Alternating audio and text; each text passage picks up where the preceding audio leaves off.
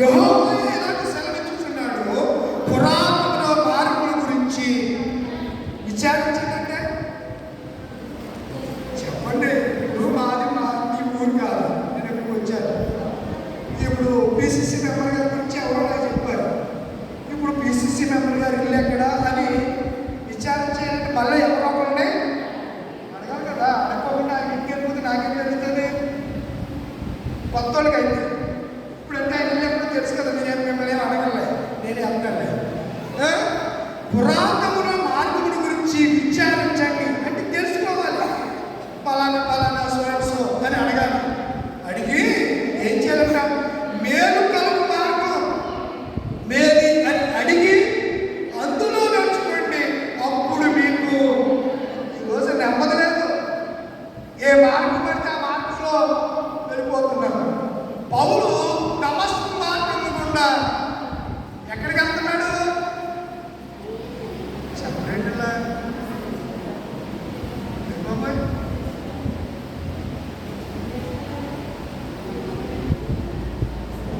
చూచాను. నీకు శతకోటి వందనాలు. ఎక్కడుంది? అపోస్తలుల కార్యం ఉందా? అధ్యాయం ఉంటుంది.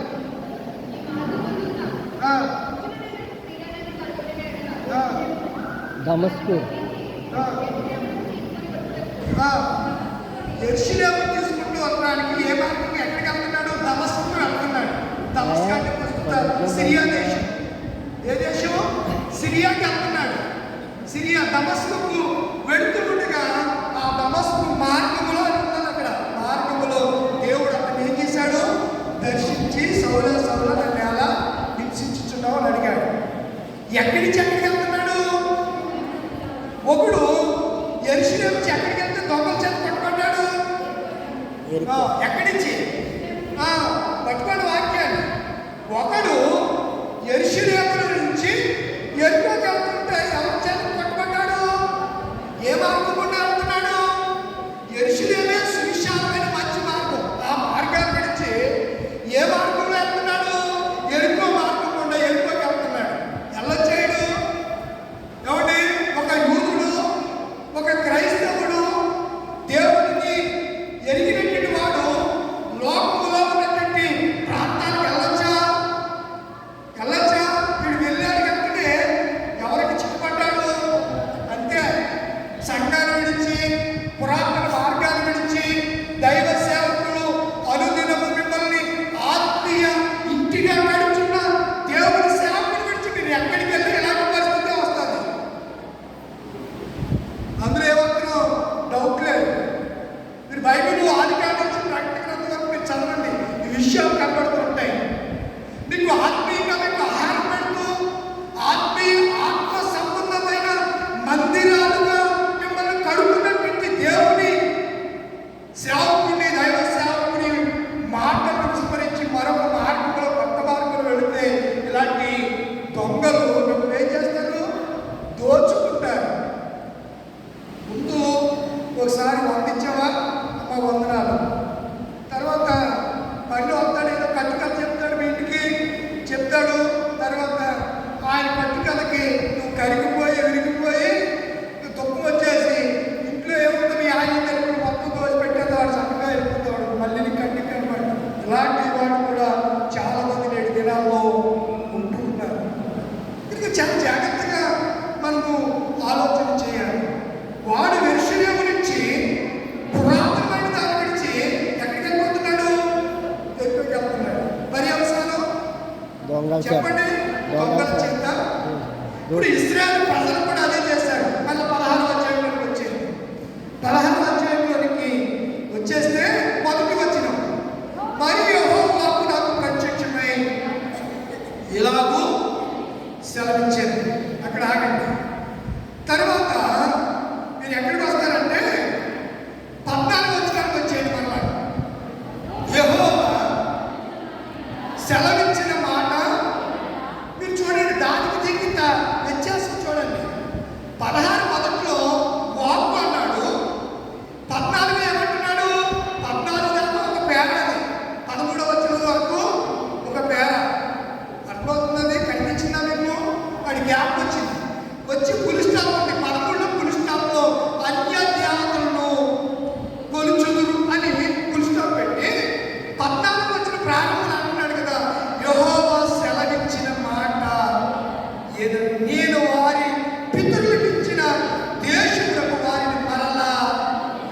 రప్పించేదను.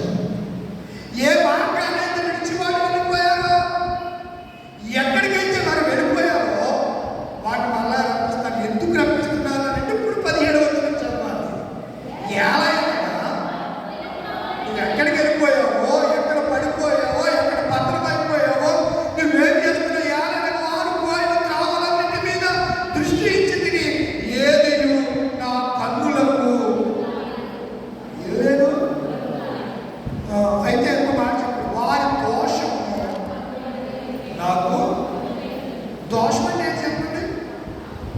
దోషం అంటే ఏంటి? దోషం అంటే ఏంటిరా? మాట జ్ఞాపకం చేయరా? దోషం అంటే ఏంటో కూడా జ్ఞాపకం చేస్తారు. దోషానికి పాపానికి నిర్వచనాన్ని జ్ఞాపకం చేస్తారు. వేసుకెళ్ళి వాక్యం అంటే కథలు కాదు. 16వ అధ్యాయం 49వ వచనం. ఎవరంతా? ఎవరు చెల్లెలు? మనకు కూడా చాలా మంది ఉన్నారు ఫ్రెండ్స్, సిస్టర్ ఇల్లాలు, బ్రదర్ ఇల్లాలు, కజిన్ బ్రదర్స్, కజిన్ సిస్టర్స్. ఈ వరుసలు చాలా బాగుంటాయి. 49 నీ చెల్లెలైనా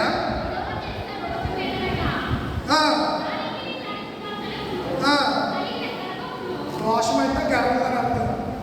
అది చేసి దోషం అంటే గర్వం. దేని బట్టి గర్వం? ఆహార సమృద్ధి.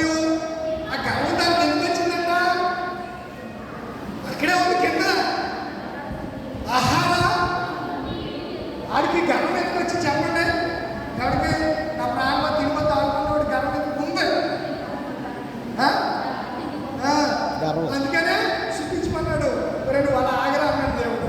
చూడండి, ఈ చెల్లెలైనా సుధమ చేసే దోషం ఏదన్నా దోషానికి నిర్వచనం చెప్తున్నాడు. దానికి దాని కుమారులకు కలిగిన గర్వమును ఆహార సమృద్ధియు నిర్వచన సుఖతి నలినదే అది దీనులకు దరిద్రులకు సహాయము. మొన్న ఏం చూసారు మీరు? 38లో మొన్న 58లో మొన్న వచ్చి సేవకుడికి చెప్పే ఉంటాడు. ఏం చేశాడు? ఆకలి వారికి ఆహారం పెట్టడం, దిక్కులేని వారిని. ఇదే కదా నిజమైన ఆహారం. ఈ సుధం ఏం చెప్తుంది? గర్వానికి పోయింది, దోషం చేసింది. ఎవరి ఎడలా? దేవుని ఎడల దోషం చేసి దీనులను కనికరించేవాడు, యెహోవాకు ఒప్పించేవాడు. కనుక దీనిని పట్టించుకోలేదు. గర్వం. ఈ రోజు గర్వం మసాలా కట్టేసింది ఒక్కొక్కడికని. తెగబచ్చుకుంటున్నాడు ఒక్కొక్కడు. బలుపు మామూలుగా లేదు. ఏం చూసి ఒకప్పటికి ఏం లేదు, ఇప్పుడు ఉంది. ఎవరు సూచించాలి? వెళ్ళిపోయాడు, వెళ్ళిపోతాడు. రా పరిగెత్తిరా.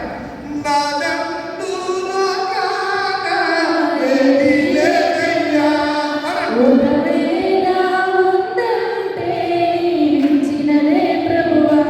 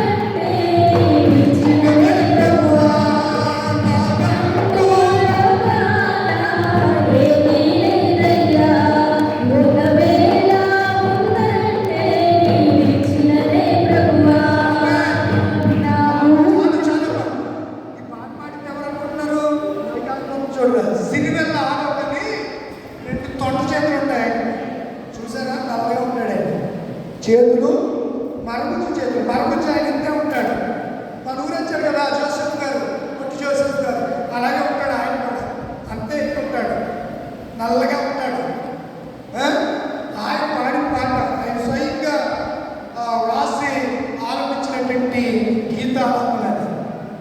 నిజంగా ప్రియులారా, దేవుడు మనకి ఇస్తుంటే చాలాసార్లు ఇచ్చిన దేవుడిని మనం మర్చిపోతున్నాం.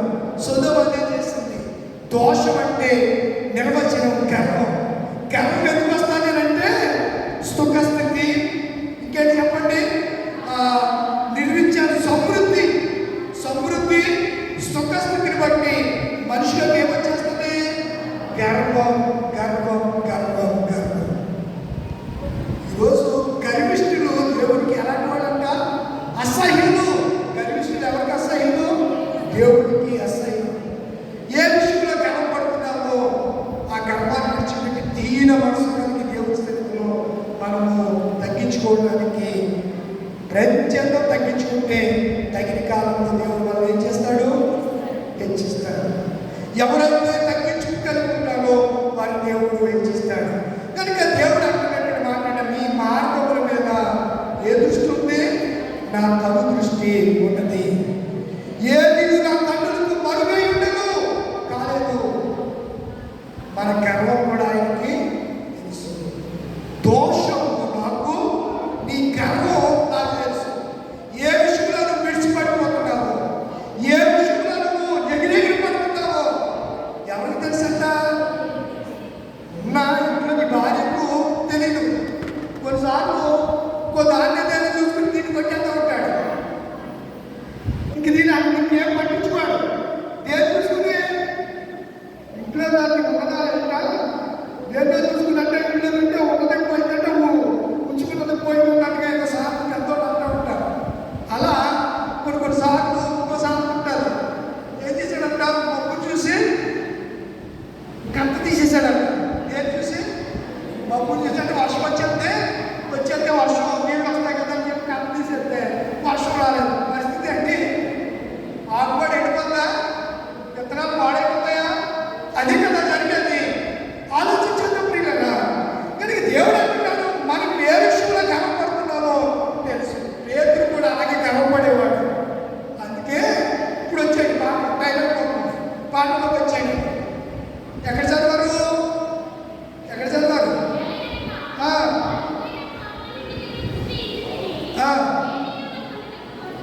అక్కడ కదమ్మా, సువార్త పాటలోకి వచ్చారు. ఎక్కడ చదివారు? పేతురు అన్నారు కదా.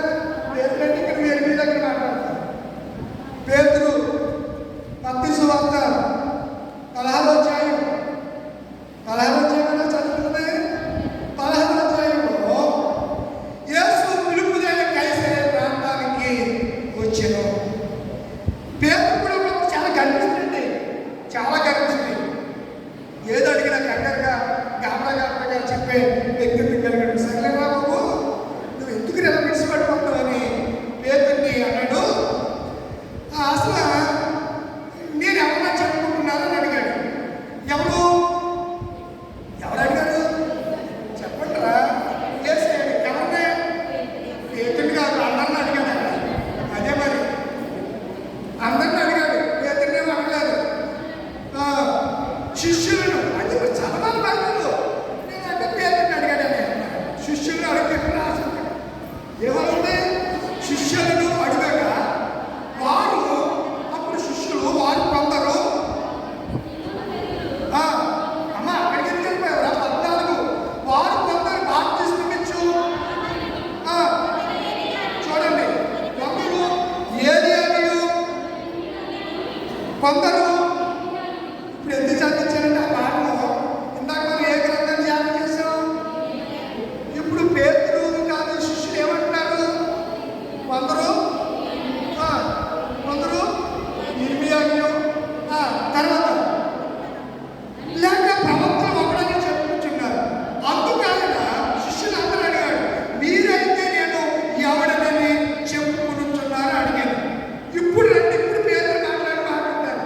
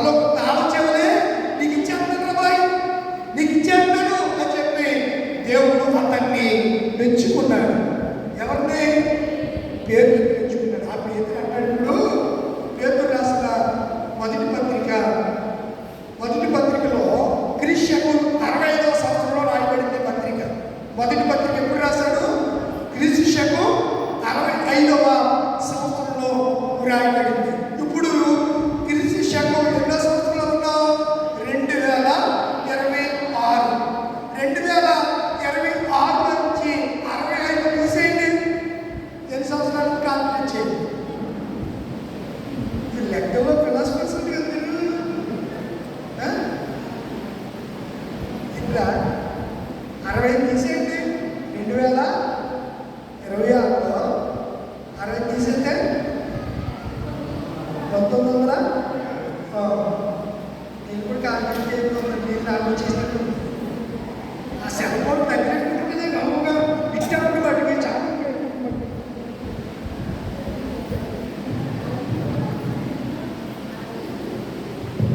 ఈ మడి బాగా చెప్తారే.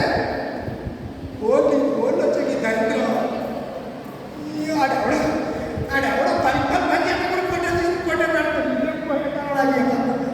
సెల్ఫీ ఏంటి ఏదో పని చేస్తే సెల్ఫీ పెడుతున్నారు.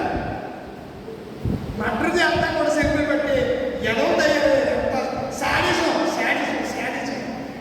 సైకో గారు నేను ఏం చెప్పాలంటే ఏమంటారు దాన్ని సైకోయిజం అంటారు. సైకోయిజం ఎక్కువైపోయింది. ఆడవాళ్ళు మగవాళ్ళు కూడా ఎక్కువైపోయింది. మేము మగవాళ్ళే ఆడవాళ్ళు తప్పుతుంది. ఏడు చేస్తాను మనం ఒకటే దానికి 700 కోట్లు ఒక ప్యాలెస్ ఇస్తే వాడిని తీసుకెళ్ళి లోయలోకి వెళ్ళేసేసి దీన్ని ఏమంటుందండి చూడండి. మీరు చూసావా మంచిదమ్మా జాగ్రత్త. కొన్ని వేల కోట్లు ఉంటే ఏంటి ఒకసారి మీరు చెప్పారు పెళ్ళికి ముందు దేనికి వెళ్తున్నారు అలా చెప్పండి. దేనికి వెళ్తున్నారు? ఇండస్ట్రీకి వెళ్తున్నారు కదా, దాన్ని ఏమంటారు? Pre wedding. ఏ వెడ్డింగ్? అక్కడి నుంచి అక్కడ ఫ్రీగానే పోతున్నాడు. అలా తయారయ్యారు. మనం ఏం చేస్తాం? కొన్ని వేల కోట్లు ఉంటే కొన్ని ఆడి భవిష్యత్తులు ఎవరో ఆడు చూస్తే మళ్ళీ ఆడి మొక్కలకి ఎప్పుడు చూడలేము. మరి అలా ఉన్నాడు. మరి దీనికి ఏం పోయే కాలం? ఆడు చాలా చంపేసినాడు. ఆ పెళ్లి భర్త ఎంత అందంగా ఉన్నాడు. చాలా బ్యూటీ మ్యాన్, చాలా అందంగా ఉన్నాడు. ఇప్పుడు బాగానే ఉంది, పర్లేదు, యావరేజ్. అందుకే అడిగానే పర్లేదు, ఒకసారి చూడవచ్చు బాబు. అలాంటి అమ్మాయి అందగాడైనటువంటి వాడిని పనికిమాలుతున్నటువంటి ఆ స్నేహాన్ని, ఆ శారీరక బంధాన్ని చేంజ్ చేసింది, లోయలోకి దొరికేసింది. పాపం మనిషిని పట్టుకుంటుందండి. నీ పాపంలోనే నువ్వు పట్టుబడతావు, తరుగుతుంది.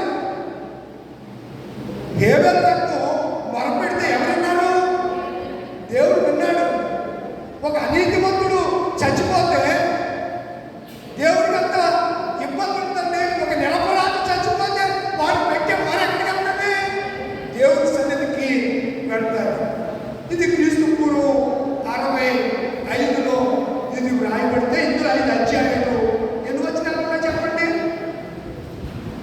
చదవలేదు మీరు, నేను చదవను. ఎన్నో అంటే తెలియజేసి చెప్తాను, నేనే చెప్తాను. టైం అయిపోతున్నాను. 104 వచనాలు ఉన్నాయి. ఎన్ని? 104 వచనాలు ఉన్నాయి. మనం చదివిన 2వ అధ్యాయానికి 25 వచనాలు ఉన్నాయి. 2వ అధ్యాయానికి ఎన్ని వచనాలు ఉన్నాయి? 25 వచనాలు ఉన్నాయి. మొదటి వచనం ప్రారంభంలో అంటాడు ప్రభువు దయాళుడని. ఆయన ఎవరంట? దయాళుడని మీరు రుచి చూచి కదా. సమస్తమైన నువ్వు దేవుడు తెలుసుకుంటే దేని విడిచిపెట్టేయాలి? దుష్టత్వం, కపటం, వేషధారణ, హిపోక్రసీ అంటారు. ఏమంటారు? వేషధారణ. పైన పడ్డారా పంట, లోన పడ్డారా పంట. ఓ పాట ఉంది, అమ్మ పొదప్రావే క్రైస్తవ మహాసభలకు అని. కొడుకంటే ఆ అమ్మంటుంది నేను రాను